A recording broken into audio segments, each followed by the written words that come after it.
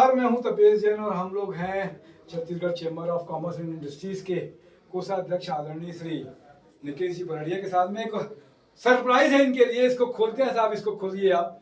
ये क्या इसके अंदर में आवरण है, आवरण के पीछे में क्या चीज़ है, ये आप सबको देखने के लिए, क्योंकि पहली बार इस तरीके का हमने आयोजन किया है और पहली बार इसको हम लोग बना रहे हैं। तो ये आवरण भी है, ये आवरण खुल रहा है और आप देखेंगे कि आवरण क्या चीज़ खुल रही है। तो ये है साहब शपथ ग्रहण जो हुआ था, तो शपथ ग्रहण के अवसर का ये माननीय मुख्यमंत्री श्री विष्णुदेव साय का सम्मान जो आपने किया था, उसका एक मोमेंटो हमने बनाया है एक्रिलिक शीट पे। ये दीवार पे भी लग जाएगा। इसके अलावा ये शीट एक्रिलिक है, नए तरीके की डिजाइन है, नई तरीके की चीज़ है।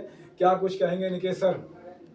बहुत ही खूबसूरत आपने बना के दी यादगार के तौर पे। जी हाँ, इसको आप कांच पे लगाना चाहेंगे तो ये होल है, कांच से भी लग जाएगा ये, और नाम लिखा हुआ है।